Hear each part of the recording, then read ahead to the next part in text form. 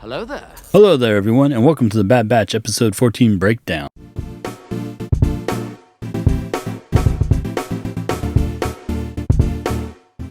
Now, last week's episode's main theme was about the Empire using the increase in crime to bolster their forces. And while we never see that directly in Episode 13, Episode 14 gives us our first look at the Empire moving to the next phase of their plan to quickly increase their amount of troops. Episode 14 is called War-Mantle and opens with the clone trooper who we later find out is Gregor fleeing Imperial forces. Gregor first appeared in the Clone Wars episode Missing in Action, and later in Star Wars Rebels, The Lost Commanders. He was a clone commando suffering from amnesia on Abafar. TC-5576 was a captain in the clone commando unit and was reported missing in the Battle of Serish. And the episode Missing in Action would be the first canon mention of the clone commando. Now back to the episode, we see the Imperials using massives to track Gregor.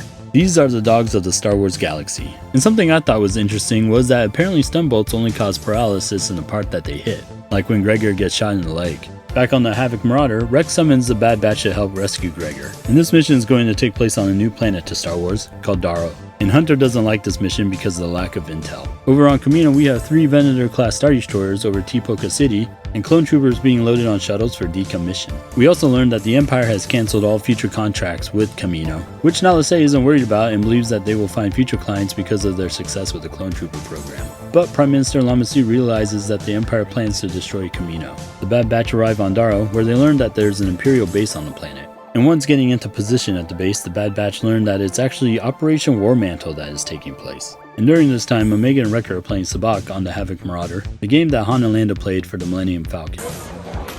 Whoa, Han. Slow down.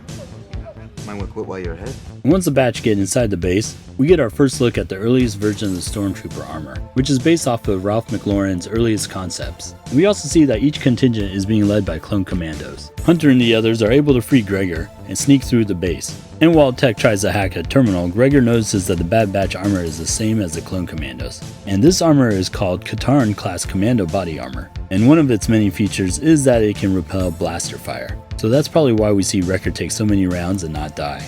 And these codes end up failing and setting off alarms, which Gregor states that the Empire is switching to newer codes. And during their escape, the Bad Batch learn that they're fighting enlisted troopers and not clone troopers. And while Gregor is talking, we begin to see that he has a few screws loose, and is becoming more like how he is in Rebels. Are you sure you know where you're going? Hey, I'm the one who escaped here before, and you were captured after I made it. Hunter questions Gregor and says, I thought you said you trained these guys. a running joke about how clone troopers are superior to stormtroopers, where stormtroopers are just quantity instead of quality. And Gregor rebuttals the following, They're not as skilled, but there's an endless supply of them.